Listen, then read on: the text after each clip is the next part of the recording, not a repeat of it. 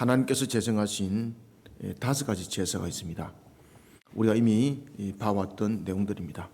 번제가 있고 그리고 또한 소제가 있고 라는 것은 제사 드리는 방식이라 말한다면 또한 우리에게 일어나고 있는 부분에 대해서 번제가 있는가 하면 소제가 있고 그리고 또한 속죄제가 있고 속건제가 있고 화목제가 있고 이런 부분들은 이제 제사의 형태들을 말하고 있습니다. 이 5가지의 제사를 주관하는 자들이 있습니다. 그것이 바로 제사장들이었습니다. 그리고 또한 모든 부분에 대해서 제일 앞장서서 민족을 가슴에 안고 또한 1년에 한 번씩 하나님 앞에 나가는 그런 대속죄 제사를 드리는 대제사장이 있었습니다. 5가지 제사 참으로 중요합니다. 모든 것의 근본은 이 5가지 제사가 함유하고 있는 것은 속죄라는 원리를 함유하고 있습니다. 이런 제사를 집전하는 제사장 참으로 중요합니다. 제사장을 세우는 위임식을 가지게 됩니다. 오늘은 이 위임식을 통해서 우리에게 굉장히 중요한 내용들을 설명하고 있습니다. 특히 제사장이 위임식 속에 세워질 때는 그 역할들이 중보적 역할이라는 것입니다. 그러면은 제사장이 중보적 역할들을 이루기까지는 우리에게 무엇을 예표해 주고 있는가? 아주 중요한 역할들을 하고 있는 거죠. 장차 오실 메시아를 바라보게 하고 그리고 또한 제사장의 위임식을 통해서는 장차 예수 그리스도가 이룰 그러한 하나의 대속의 원리도 그 속에 함께 표현되어 주고 있습니다. 그리고 또한 예수님께서 이 땅에 오셔서 중보적인 그 모든 사역들을 이루어갈 것을 또한 대제사장의 그 모든 사역과 그 모습 속에서 예표하고 있습니다. 이런 중요한 기능을 하고 있는 대제사장 위임식 얼마나 중요한지 모릅니다. 그래서 오늘 본문에 보면은 이 대제사장의 위임식을 가질 때에 특히 이 대제사장 위임식은 3가지로 크게 나눠지는 것을 우리가 볼 수가 있습니다. 첫 번째는 제사장의 의복을 입히는 절차를 밟습니다. 우리가 의복을 입는다는 것은 그 위치에 있다는 것이고 의복을 입는다는 것은 그 의복을 입은 그 역할들을 감당한다는 것입니다. 그래서 의복이라는 것은 굉장히 중요합니다. 그런데 이 의복을 일반적인 옷이라 부르지 않고 거룩할 성자, 성의라고 붙입니다. 그것이 첫 번째로 진행되어지고 두 번째는 제사장의 관유를 붓습니다. 머리 위에 관유를 붓는 절차를 진행하고 그리고 난 뒤에 세 번째는 이제 위임식에 대한 절차를 끝난 하나의 세 번째는 바로 위임식에 대한 제사를 지내게 되는 것을 볼 수 있습니다. 이런 3단계를 거치게 되는 것이죠. 이런 부분에서 첫 번째의 성의를 입히는 것, 이 절차가 굉장히 중요합니다. 모든 부분들은 우리가 시작과 끝이 있습니다. 시작은 굉장히 중요한 의미를 담고 있습니다. 하나님께서 천지 만물을 만드실 때도 처음부터 사람을 바로 창조하지 않았습니다. 그 모든 창조를 통해서 기초를 먼저 닦고 난 뒤에 그 결론 위에 하나님께서 사람을 세우신 것이죠. 그것이 6째 날에 사람의 창조입니다. 제사장의 역할도 마찬가지입니다. 제사장의 역할을 그냥 바르게 지시만 하고 너가 제사장이니 너가 제사장 역할을 해 이렇게 하지 않습니다. 먼저 절차를 밟습니다. 그 절차를 밟을 때에 첫 번째 절차가 성의, 제사장이 옷을 입히는 절차인데 이 제사장이 옷을 입히는 절차를 통해서 우리가 몇 가지 주요하게 목격을 해야 될 것들이 있습니다. 그리고 굉장히 주요하게 우리가 또한 관찰해야 될 내용들이 있습니다. 그것은 쉽게 지나갈 수도 있는 내용입니다만 이것은 모든 부분에 대해서 굉장히 중요한 절차이기도 한 것인데 그 내용들을 우리가 3가지로 보도록 하겠습니다. 제사장의 역할과 직무, 그리고 또한 제사장의 역할과 직무를 통해서 우리의 사명과 사역을 함께 비춰보겠습니다. 우리는 하나님으로부터 부름을 받았습니다. 때로는 직분을 받았습니다. 그 위치에서 사명을 받습니다. 그 사명과 사역을 감당할 때에 어떤 모습으로 감당해야 되는가라는 것이 제사장이 성의를 입는 그 절차 속에 우리에게 조명해주고 있는 중요한 것이 있습니다. 그 3가지를 우리가 교훈 삼아 돌아보도록 하겠습니다. 먼저 우리가 1절을 함께 읽어봅니다. 시작. 1절, 2절 읽겠습니다. 2절 시작. 여호와께서 모세에게 말씀하여 이르시되 너는 아론과 그의 아들들을 함께 그 의복과 관유와 속죄제의 수송아지와 순양 2마리와 무교병 한 광주리를 가지고. 아멘. 자, 여러분들 1절부터 5절 속에 보면은 1절부터 4절을 먼저 봅시다. 1절부터 4절에 보면은 지금 절차를 밟기 전에 준비를 하라 그러잖아요. 그죠? 준비를 할 때 하나님께서 어떻게 말씀하세요? 마치 준비하는 과정이 우리가 방주 창세기 6장과 함께 비교해 볼 수가 있습니다. 하나님께서 창세기 6장에서 방주를 예배할 때에 노아를 통해서 재료를 네가 알아서 해, 이런 말 한마디 단 하나도 하지 않습니다. 이것은 내가 시킨 대로 하고 다른 것들은 네가 좀 방법을 구해서 한번 만들어봐, 이런 이야기 단 한마디도 하지 않습니다. 심지어 방주의 안에 칸까지도 몇 층을 지어라? 3층을 지어라. 그 다음에 어떻게 하라? 칸을 질러라. 그죠? 모든 창문의 위치, 그 다음에 문을 내는 것, 모든 부분들, 크기까지. 크기는 353, 350, 300규빗, 50규빗, 30규빗. 그죠? 353. 그리고 그 재료는 무엇으로 쓰라? 고페르나무로 사용하라. 그리고 마지막에는 어떻게 하라? 역청으로 안팎을 발라라. 다른 것으로 바르지 말고 역청으로 발라라. 모든 것을 하나님께서 말씀하셨어요. 자, 여기서 여러분들이 주목하셔야 됩니다. 제사장이 성의를 입을 때 만드는 그 모든 과정도 하나님 말씀대로 전부 다 지시대로만 했습니다. 그 속에 사람의 탁월함과 내가 이걸 잘할 수 있어, 그 방법은 하나도 들어오지 않습니다. 이게 제사장의 본 모습입니다. 우리는 1절부터 4절 통해서 주목해야 될 것은 뭔가 하면은 하나님께서, 다시 말하면 우리의 사명과 사역 가운데에 우리는 세워진 자들입니다.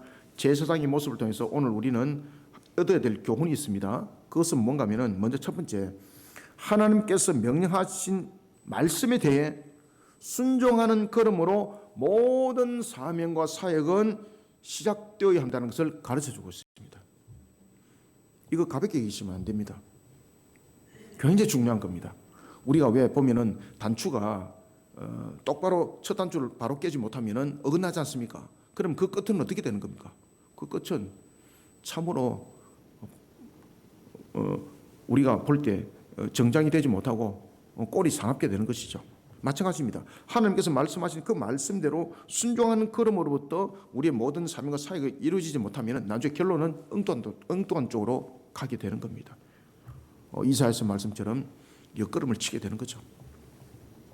하나님께서는 아론과 그의 아들들에게 행할 제사장 위임식에 따른 절차에 앞서서 모세로 하여금 두 가지를 먼저 실행하도록 어떻게 했을까요?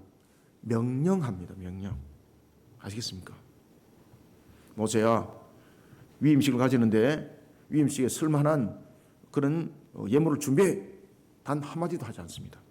마치 방주를 만들듯이 고패를 준비하라, 역청으로 발라라, 3층으로 지어라, 칸을 지어라, 모든 것을 명령합니다. 의견을 묻지 않습니다. 명령과 의견 묻는 것은 다릅니다. 의견 묻는 것은 뜻을 구하면서 협의를 하는 겁니다. 명령은 협의가 아닙니다. 명령은 단 한 가지입니다. 복종과 순종입니다. 하나님께서는 아론과 그의 아들들을 제사장으로 세워서 위임식을 할 때 그 절차에 앞서서 두 가지를 먼저 실행시키는데, 먼저 첫 번째는 모세에게 제사장들이 입을 옷, 그죠? 성의를 준비하도록 합니다. 그 모든 부분들도 하나님께서 재료도 전부 다 말씀을 이미 다 줬죠. 그대로 만드는 것. 그 다음에 두 번째는 관유, 머리에 부을 것.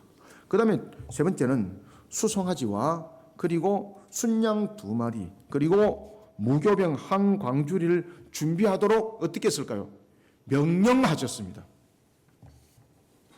그리고 또 한 가지는 온 회중을 회막문에 모으도록 명령하셨습니다. 전부 다 명령으로 이루어집니다. 여기서 아주 중요하게 작용하고 있는 것이 바로 여호와께서 명령하신 대로 하매입니다. 자, 4절 한번 보십시오. 모세가 여호와께서 자기에게 명령하신 대로 하매입니다. 여기 핵심 포인트입니다.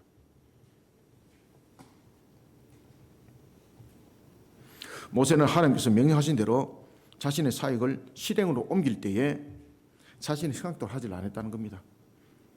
아론과 그의 아들들, 온 회중들을 대표한 각 지파의 장로들을 회막으로 모을 때에 사사로움을 진행하지 않았다는 것입니다. 하나님께서 명령하신 대로 모든 것을 했다는 겁니다.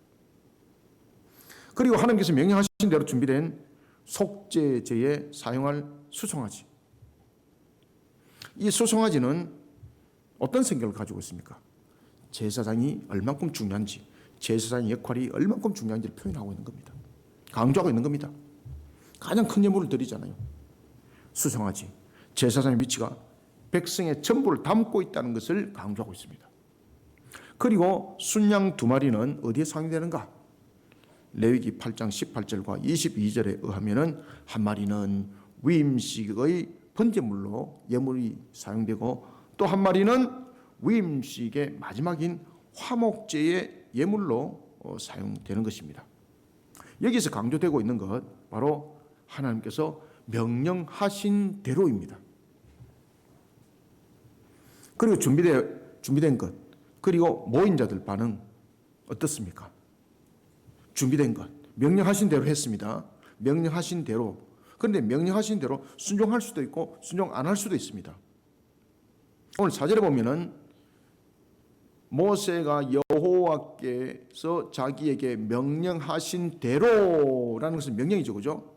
그럼 뒤에는 어떻게 했는가라는 것입니다. 딱 한 글자로서 표현하고 있습니다. 명령하신 대로 하매입니다. 하매. 하매라는 것은 무슨 뜻입니까? 순종했다는 뜻입니다. 어떻게 한 대로? 명령한 대로 순종입니다. 명령한 대로 내가 잘할 수 있는 것을 가지고 했다, 이 말을 쓰고 있지 않습니다. 하매. 딱 거기서 멈춥니다. 명령하신 대로 순종입니다. 모든 것은 하나님께서 명령하신 것에 대해 순종하는 것으로 사역은 시작된다 이 말입니다. 1절부터 4절을 우리 한 목소리로 읽어봅시다. 시작. 여호와께서 모세에게 말씀하여 이르시되 너는 아론과 그의 아들들과 함께 그 의복과 관유와 속죄제의 수송아지와 순양 2마리와 무교병 한 광주리를 가지고 온 회중을 회막 문에 모으라. 모세가 여호와께서 자기에게 명령하신 대로 하매 회중이 회막 문에 모인지라. 아멘. 명령하신 대로 하매, 그죠? 순종이라는 거죠. 사역은 그렇게 시작하는 겁니다. 여기서 신앙이 의복에 초점이 맞춰져 있고, 관유에 초점이 맞춰져 있고, 수송아지에 초점이 맞춰져 있고, 그리고 순양 2마리 무교병 한 광줄이라는 물질에 초점이 맞춰지게 되면 나중에 어떻게 되는가 하면 신앙이 변질됩니다. 그 물질에, 드려진 물질에 초점이 맞춰지면 나중에 율법주의자 됩니다. 그죠? 그리고 우상 숭배자로서 전환될 확률이 굉장히 높습니다. 여기서 굉장히 중요한 초점은 뭔가 하면 여호와께서 명령한 대로의 초점을 맞추셔야 됩니다.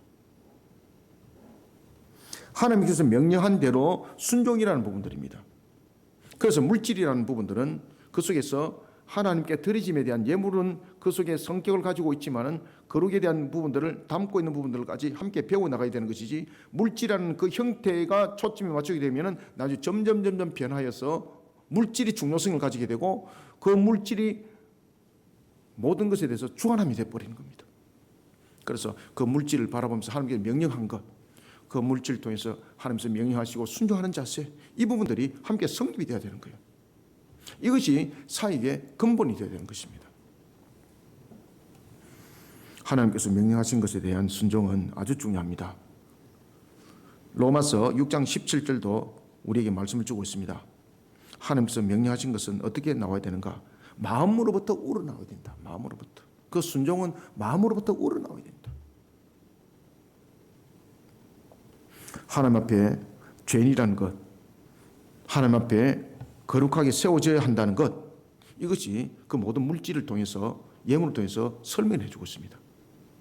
그런데 이러한 하나님의 명령 속에 들어있는 가르침, 하나님께서 명령하신 속에서 순종을 통하여서 우리가 바르게 알아야 될 신앙관들이 무너져 버린다면, 물질 속에만 주목이 되어 있다면 나중에는 하나님의 명령도 사라지게 되고 나중에 그 물질이 중요하게 되어버리는 그런 신앙 속에 빠져버리는 거예요. 그래서 하나님은요, 명령한 대로, 그리고 명령한 대로 하매라는 것은 그 신앙대로 순종하고 그 신앙에 복종하는 그 부분들은 단순한 순종과 복종만 있는 것이 아닙니다. 기계적 순종과 기계적 복종이 아닙니다. 하나님께서 명령하신 것이 무엇을 말하는지 깨달아 알음에, 아시겠습니까? 인격적 신앙이 그 속에 함께 발현되고 있습니다.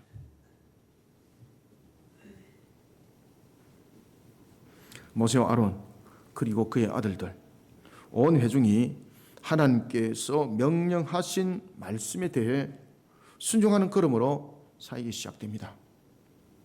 이처럼 우리에게 주어진 사명과 사역 또한 마찬가지입니다. 하나님께서 명령하신 말씀에 순종하는 걸음으로 시작되는 우리의 사역이 이루어져야 되는 것입니다. 그때 하나님께서 명령하신 그 말씀과 명령하신 그 뜻을 우리는 신앙으로 모든 것을 깨달아 알고, 그리고 그 사명 속에 순종과 복종의 걸음을 걸어가는 자들이 되어야 하는 것입니다. 이런 자들이 복이 있다는 것을 우리는 잊지 않아야 합니다.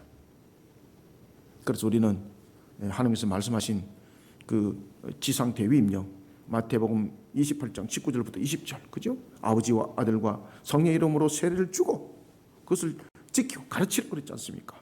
언제까지? 내가 오는 그날까지. 그러나 그 속에는 아주 중요한 것은 단순한 복종과 순종이 아니고 그 뜻을 바르게 알고 그 뜻을 바르게 순종하는 복종 속에 함께 있어야 되는 것이죠. 이런 자들이 복이 있는 것입니다. 그래서 우리는 하나님이 주신 말씀을 잘 울타리를 치게 되면요, 복이 있을 수밖에 없는 거예요. 오늘도 이런 속에 참복을 누리는 우리 모든 성도들이 다 되시기를 소원합니다. 두 번째는 5절을 함께 읽습니다. 시작. 모세가 회중에게 이르되 여호와께서 행하라고 명령하신 것이 이러하니라 하고. 자, 아멘. 여기서 계속해서 지금 반복적으로 나오는 것이 무엇입니까? 명령이죠, 명령. 그죠? 4절도 명령하신 대로, 5절도 명령하신 대로, 지금 그 이야기가 반복적으로 나오고 있어요. 굉장히 중요하다는 거예요. 우리는 5절부터 7절을 통해서 우리가 깨달아야 될 것이 있습니다.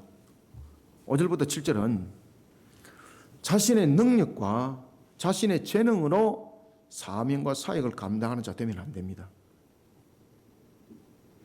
먼저 죄로부터 구별되는 회개 신앙으로 자신에게 주어진 모든 직무를 감당하는 자세를 가져야 합니다. 자신의 재능과 자신의 능력을 앞세워서 사역, 사명 감당하면 나중에 어떻게 됩니까? 자신이 위에 올라가 버립니다. 하나님 위에 올라가 버립니다. 그래서 하나님은 우리에게 사명 사역 시킬 때 절대 그 사람의 어떤 능력과 그 사람의 재능을 가지고 사역 사명 안 시킵니다.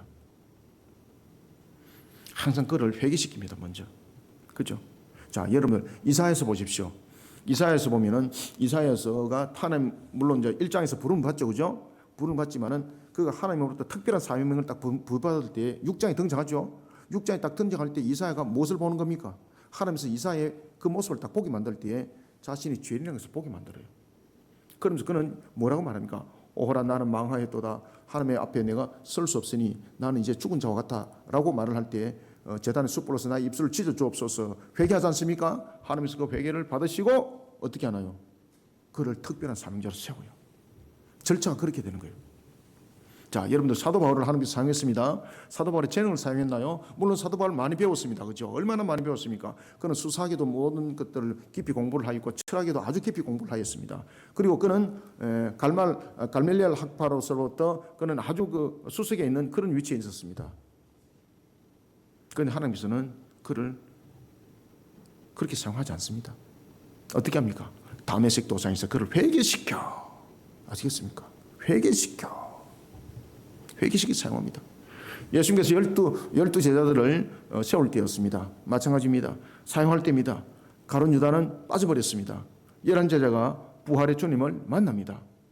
그들이 주님으로부터 쓰임 받을 때 어떻게 합니까? 부활의 주님을 만나면서 자신들의 모습을 돌이키죠. 회개하죠. 도마가 회개하죠. 그리고 쓰임 받는 거예요, 여러분들요. 우리는 5절부터 7절 통해서 자신의 능력과 재능으로 사명과 사역을 감당하는 자가 아니라 죄로부터 구별된 회개 신앙으로 자신의 직무를 감당하는 저와 여러분 되기를 소원합니다. 모세가 주어진 사역을 하나님께서 명령하신 대로 감당합니다. 모세가 회중을 향해 하나님께서 행하라 명한 대로 지금 합니다. 그리고 하나님께서 행하라고 하신 것이 무엇인지 지금 온 회중들 앞에 증거하고 있고 실행을 하고 있습니다. 자, 그때에 하나님께서 어떻게 하라고 했는지를 잘 보십시오. 아론과 그의 아들들을 데려다가 먼저 옷을 입히지 않습니다. 그죠? 그 제일 먼저 첫 번째 절차가 무엇인가요? 제가 앞에 여러분들에게 말씀드렸죠. 그죠? 이사에 대한 말씀도 드렸고 바울에 대한 말씀도 드렸죠. 특별한 사명 사역 속에 세워질 때 제일 먼저 절차가 무엇으로부터 시작됐나요? 회개입니다. 회개. 죄를 씻음입니다. 죄 씻음. 직무를 감당할 때에 거룩한 성의를 입을 자격이 없다는 것입니다. 죄인이라는 것을 먼저 깨닫게 하는 겁니다. 아론과 그의 아들들을 데려다가 제일 먼저 무엇부터 시작하나요? 물로 씻기는 예식을 먼저 치르게 합니다. 온 회중들이 그것을 보는 거예요. 아론과 그의 아들들이 직무를 감당하기 전에 선행되어질 것이 있었는데 그것이 바로 정결 예식이었습니다. 죄로부터 이들을 깨끗하게 하여 하나님 앞에 생명을 보존받기 위한 예식의 절차였습니다. 그리고 제사장의 의복인 성의를 입힙니다. 이때에 무엇부터 입히나요? 이때에 옷을 입힐 때에 제일 먼저 죄를 씻습니다. 그리고 난 뒤에 옷을 입힐 때에 그 옷 가운데서 제일 먼저 속옷을 먼저 입힙니다. 제사장에게 속옷을 입히는 이유는 무엇이겠습니까? 하나님 앞에 수치를 가리기 위해서. 그죠? 자신들은 스스로 거룩한 것이 있다 없다? 없다는 이야기입니다. 죄의 수치를 가리기 위해서. 레위기 16장 4절에 보면은 제사장의 속옷을 가리켜서 뭐라고 말하고 있는가 하면은 거룩한 세마포 속옷이라 이렇게 증거를 하고 있습니다. 그 속옷을 먼저 입히는 거예요. 그리고 띠를 띄우고 이제 겉옷을 빕니다. 제사장의 겉옷은 어떻나요? 화려함이 없습니다. 제사장의 모든 옷은 화려함이 아무것도 없습니다. 제사장의 겉옷은 레위기 28장 31절에 하면은 전부 청색으로 만듭니다. 그죠? 청색은 하늘을 상징합니다. 하나님 앞에 세워진 자. 그리고 겉옷에 이어서 에봇을 걸치게 합니다. 이 에봇은 판결 흉패를 짜서 붙이는 곳입니다. 출애굽기 28장 6절에 의하면 금실과 청색, 자색, 홍색 실과 가늘게 꼰배 실로서 정교하게 짜서 만들었습니다. 속옷을 입히고 겉옷을 입히고 에봇을 걸치게 하고 이 절차를 밟도록 할 때에 제일 먼저 무엇부터 시작합니까? 물로 씻기고부터 시작합니다. 물로 씻기고. 죄 씻음, 회개를 말하고 있습니다. 모든 사역의 출발들은 이렇게 출발하는 겁니다. 죄 씻음으로부터. 5절부터 7절을 함께 읽습니다. 시작. 모세가 회중에게 이르되 여호와께서 행하라고 명령하신 것이 이러하니라 하고 모세가 아론과 그의 아들들을 데려다가 물로 그들을 씻기고 아론에게 속옷을 입히며 띠를 띄우고 겉옷을 입히며 에봇을 걸쳐 입히고 에봇의 장식 띠를 띄워서 에봇을 몸에 메고. 아멘. 의복을 입힌다는 것은 직무가 시작된다는 것을 의미합니다. 하나님께서는 아론과 그의 아들들의 직무에 따른 사역을 감당하기 전에 무엇부터 절차를 밟습니까? 죄로부터 구별된 죄 씻음이라는 예식을 진행합니다. 그죠? 이사야도 그랬죠. 사도 바울 그랬죠.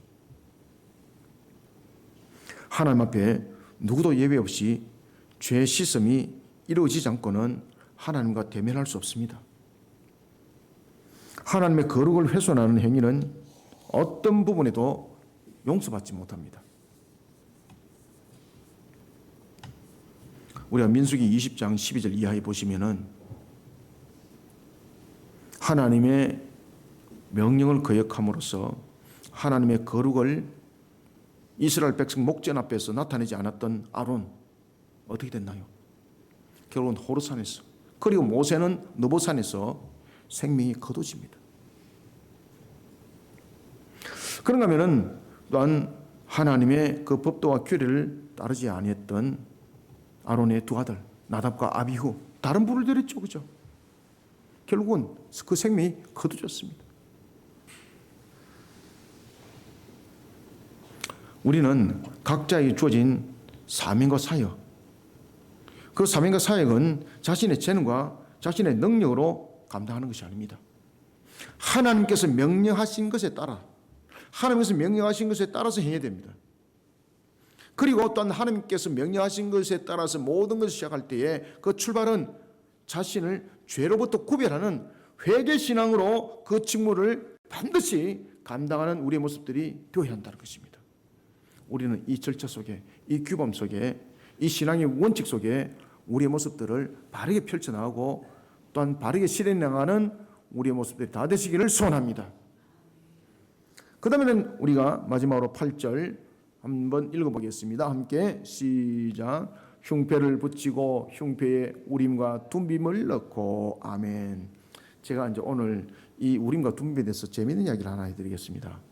여러분들이 이제 한글로서 이게 이제 보면은 그냥 이게 이제 우림과 둠빔이잖아, 그죠? 근데 이 히브리로 보면 굉장히 재미있는 이야기를 하고 있습니다. 아시겠습니까?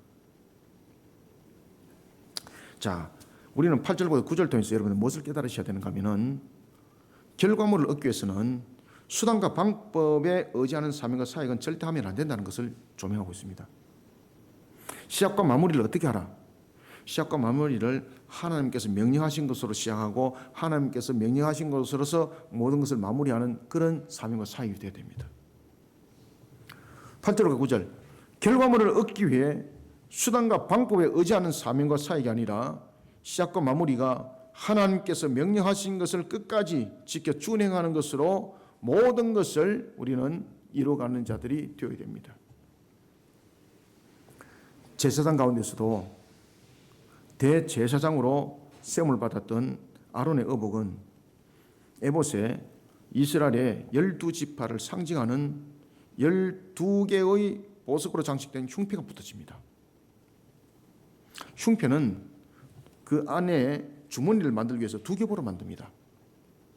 속주머니가 있게 만드는 거죠. 그럼 이 속주머니의 역할은 뭔가 하면 그 안에 우림과 둠빔을 넣습니다.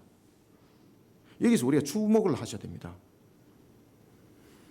우리가 히브리로 보면은 이 우림과 둠빔은 그 알파벳으로 굉장히 중요한 부분들을 구별하고 있는데 이 우림이라는 부분은 첫 글자가 히브리에서 알렙이라는 글자가 있거든요.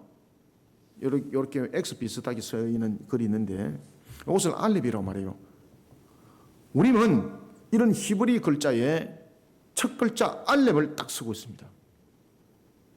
그러면 둠빔은 어떤 단어를 쓰고 있을까? 히브리 알파벳에서 제일 마지막 글자가 이렇게 타우라는 글자가 있습니다. 이렇게 타우, 이렇게 쓰는데 타우가 끝글자입니다. 둠빔은 그 첫 단어에 타우라는 단어를 딱 쓰고 있어요. 아시겠습니까? 이것은 굉장히 의도적인 속에서 지금 이야기를 하고 있는 겁니다. 그렇기 때문에 우림과 둠빔이 어떤 역할을 하고 있고 우림과 둠빔이 무엇을 말하고 있는가라는 것을 이 단어를 통해서 설명을 하고 있어요. 그래서 이 흉패 안에 무엇을 넣나요? 우림과 둠빔을 넣죠. 우림과 둠빔이 뭐라 그랬습니까? 우림은 처음이에요. 그리고 둠빔은 마지막이에요. 그러면은 처음과 마지막은 무엇을 담고 있나요? 전부를 담고 있는 거예요. 전부를. 아시겠습니까? 전부를 담고 있는 거예요. 그래서 우림과 둠빔에서 우림은 알렙이라는 단어를 딱 쓰고 있고 그 다음에 둠빔은 타우라는 단어를 딱 쓰고 있어요. 그래서 그것이 우림과 둠빔의 역할을 말하고 있고 그 속에 굉장히 중요한 의미를 설명하고 있는 겁니다. 알렙과 타우는 시작과 끝을 의미합니다. 하나님은 어떤 분입니까? 하나님은 시작과 끝을 만드신 분이죠. 그죠? 이 부분들을 전부 다 설명하고 있습니다. 우림과 둠빔이. 그러면은 이 우림과 둠빔은 어떤 뜻을 가지고 있는가 하면은 하나님이 전부 다 안다는 겁니다. 모든 것을 담고 있다는 겁니다.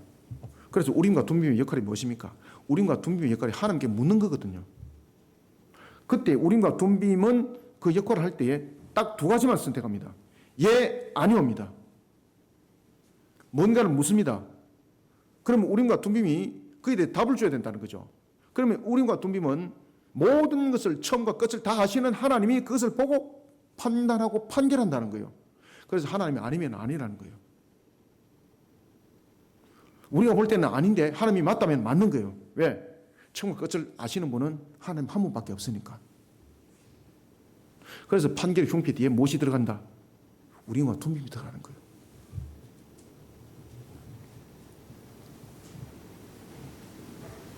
그리고 머리에 관을 쓰게 합니다. 출애굽기 28장 36절에 의하면은 그 관의 전면에 붙어 있는 금패에 여호와께 성결이라는 단어가 딱 새겨져요. 여호와께 성결. 레위기 8장 9절은 이렇게 증가합니다. 여호와께서 모세에게 명령하신 것과 같았더라.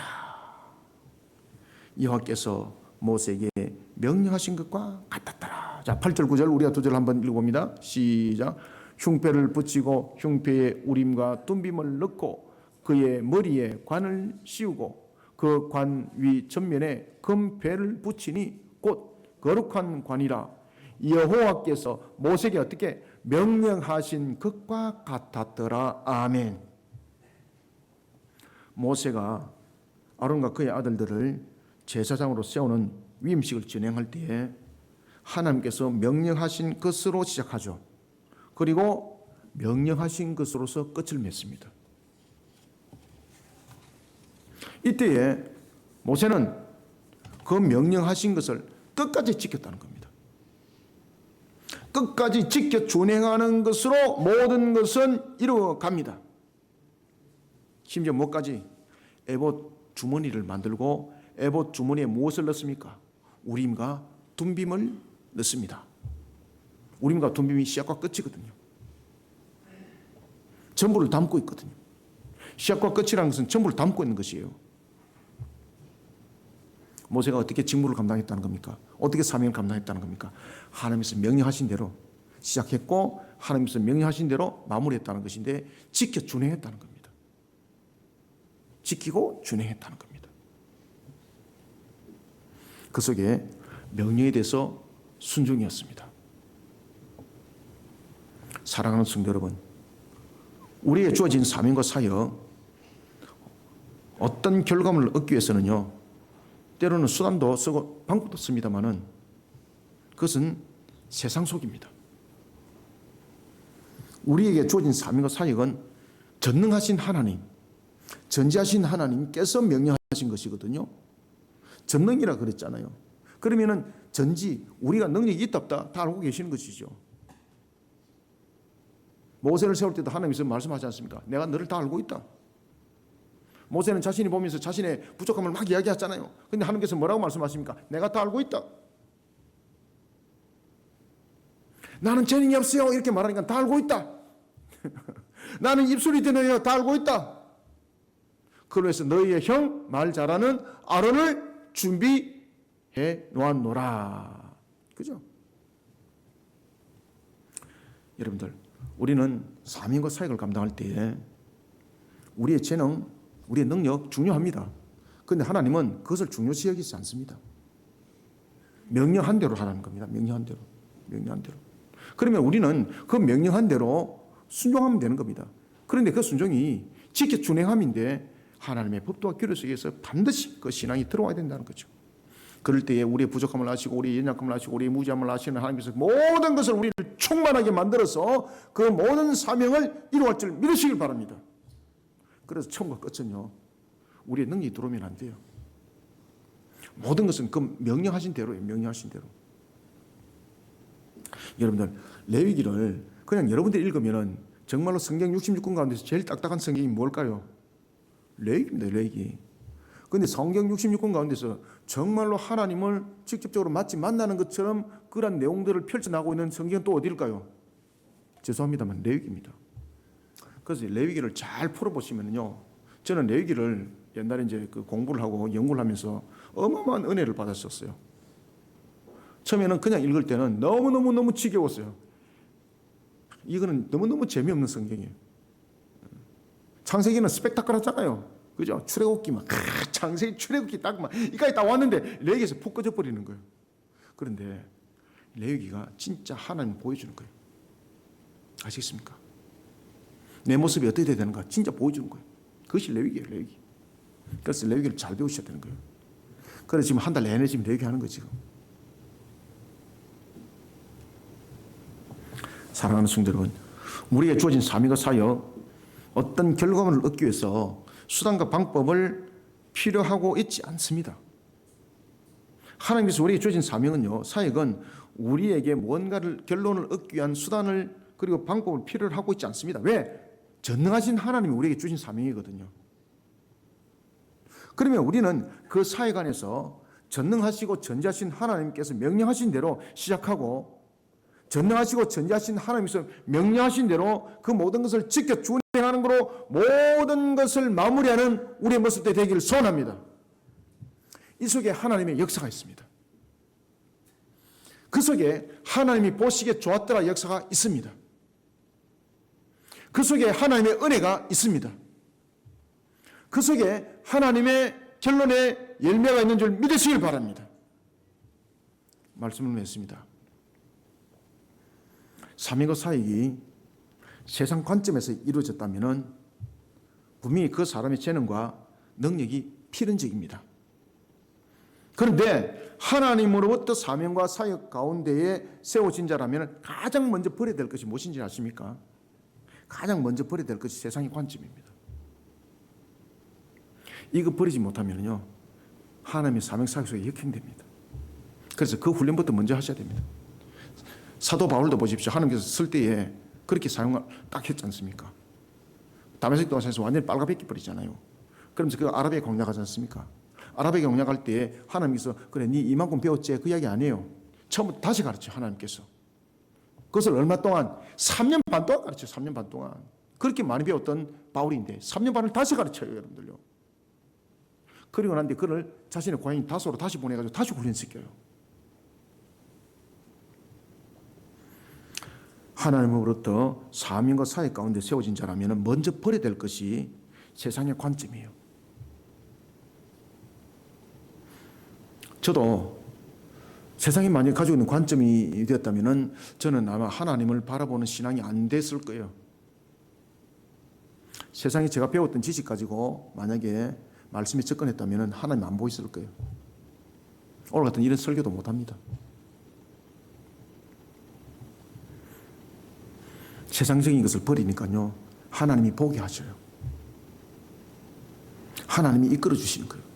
아, 그런 전능성, 전지하심, 살아계신 하나님 느끼지더라고요. 보이지더라고요. 다윗의 신앙 가운데 가장 강조점이 뭔가 하면 살아계신 하나님이거든요. 하나님께 기도하는 것은 하나님이 살아계시기 때문에 기도하는 거거든요. 하나님 도와주세요 간구하는 것은 하나님이 살아계시기 때문에 간구하는 것이거든요. 그래서 다윗의 신앙 속에서 가장 핵심적인 것은 뭔가 하면 하나님은 살아계십니다라는 거예요.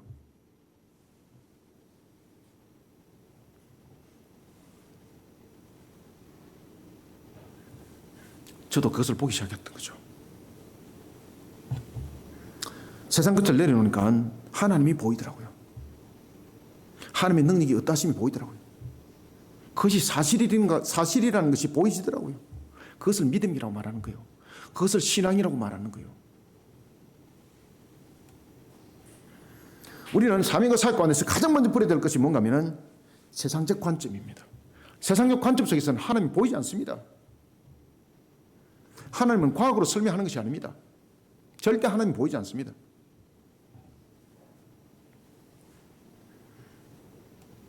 하나님으로부터 사명과 사역 가운데 세워진 자는 전지하시고 전능하신 하나님의 명령에 순종하는 걸음으로 모든 것을 시작해야 됩니다.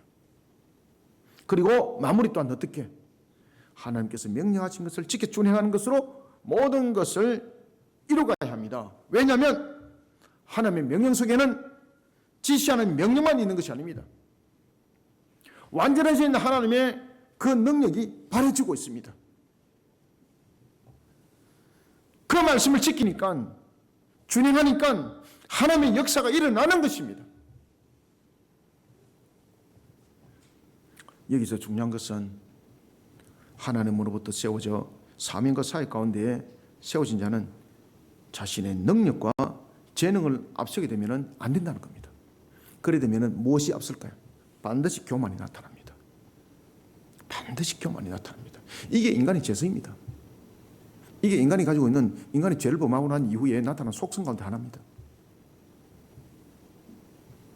우리는 하나님으로부터 세워져 사명과 사역 가운데 달려갈 때에, 세워진 자로서의 그 일들을 진행해 나갈 때에 제일 먼저 하나님 앞에 자신을 겸손히 세워야 합니다. 내가 죄인이라는 것을, 오늘도 제사장들을 세울 때 그들을 먼저 씻겼습니다. 회개신앙입니다. 죄로부터 구별되는 회개신앙으로 사명과 사역 앞에 먼저 자신을 세워야 합니다. 그리고 하나님의 법대로, 하나님께서 명령하신 대로 오직 순종하는 걸음, 그 시작과 마무리가 오직 하나님께서 명령하신 그 말씀을 지켜 준행하는 속에 모든 것을 이어가는 우리 모두가 되기를, 삼자가 되기를, 사역자가 되기를, 저와 여러분들이 되기를 주님의 이름으로 축원합니다. 하나님 감사합니다. 주님께서 오늘도 우리에게 펼쳐주시고 열으신 모든 말씀이 우리에게 생명의 꼬리 말씀이 되게 해주시고 은혜 담비가 되게 역사하여 주시옵소서. 눈에는 보지 않지만 살아계신 하나님이 오늘도 우리의 모든 것을 이끄시고 친히 다스리심을 믿습니다. 사명과 사역 가운데 우리가 시험을 받을 때도 우리의 재능과 우리의 능력을 보고 세운 것이 아니라 하나님께서 택하심이요 하나님께서 은혜를 베푸셔서 우리를 세운 것이니, 무엇보다도 우리는 하나님의 말씀의 그 명령에 절대적으로 순종하는 걸음, 그 모든 것을 지켜 준행하는 걸음, 이 걸음 속에 우리의 시작과 끝은 이루어지게 하여 주옵소서. 이 가운데 하나님의 역사가 있고 하나님의 일하심이 있고 전능하시고 전지하신 하나님의 강력한 역사함이 그 속에 일어날 줄 믿습니다. 이것이 결실이고 이것이 열매라는 것을 다시 한번 우리에게 각인시키는 하나님, 오늘도 이 말씀 속에 우리를 견고하게 세워주시고 이 말씀 속에 우리로 하여금 흔들리지 아니하게 하여 주시옵소서. 오늘도 2025년을 달려가는 우리 성도들 주신 말씀을 다시 한번 더 각인하고 마음판 속에 새기고 난 주신 말씀으로 울타리를 잘 만들어서 주님의 가수한 풍성한 결실을 맺는 역사 2025년 있게 하여 주옵소서. 부족한 종의 입술을 통해서 증거되었지만은 주신 이 말씀이 우리 모든 성도들에게 생명이 되고 꼴이 되고 양식이 되게 부족함이 없도록 이 시간에 은혜 담비를 풍성히 부어 역사하여 주시옵소서. 예수님의 이름으로 기도드립나이다. 아멘.